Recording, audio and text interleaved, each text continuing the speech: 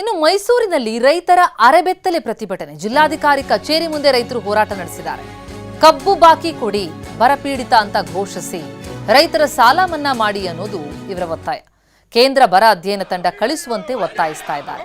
ಕರ್ನಾಟಕ ರಾಜ್ಯ ಕಬ್ಬು ಬೆಳೆಗಾರರ ಸಂಘ ಮತ್ತು ರಾಜ್ಯ ರೈತ ಸಂಘದ ವತಿಯಿಂದ ಈ ಪ್ರತಿಭಟನೆ ನಡೀತಾ ಇದೆ. ಮೈಸೂರಿನ ಬನ್ನೂರು ರಸ್ತೆಯಲ್ಲಿ ಕುಳಿತು ಪ್ರತಿಭಟನೆ. ಒಣಗಿದ ಕಬ್ಬು ಬಾರ್ಕೋಲ್ ಹಿಡಿದು ಹೋರಾಟಕ್ಕೆ ಮುಂದಾಗಿದ್ದಾರೆ.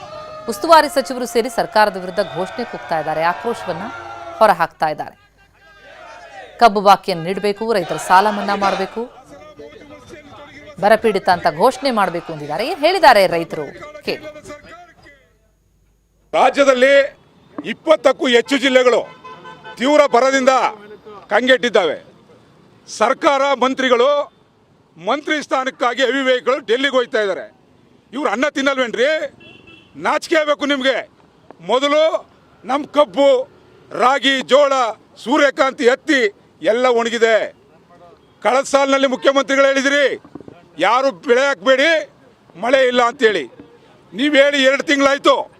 ಒಬ್ಬ ಮಂತ್ರಿ, ಒಬ್ಬ MLA ನಮ್ಮ ಬಡ ಪ್ರದೇಶಕ್ಕೆ ಭೇಟಿ ಕೊಟ್ಟು ನಮಗೆ ಬೆಳೆ ಪರಿಹಾರವನ್ನು ಘೋಷಣೆ ಮಾಡ್ತಕ್ಕಂಥ ಆಗ್ತಾ ಇಲ್ಲ. ರಾಜ್ಯದಲ್ಲಿ BJP ಲೋಕಸಭಾ ಸದಸ್ಯರಿದ್ದಾರೆ. ಅನ್ನ ತಿಂತ ಇಲ್ವ ಇವರು? ಅನ್ನ ತಿಂತ ಇಲ್ವ ಲೋಕಸಭಾ ಸದಸ್ಯರು? ನೀವು ಇರ್ತಕ್ಕಂಥದ್ದು ಗುಲಾಮಗಿರಿ ಮಾಡೋಕ್ಕಿದ್ರೆ ಲೋಕಸಭಾ ಸದಸ್ಯರು.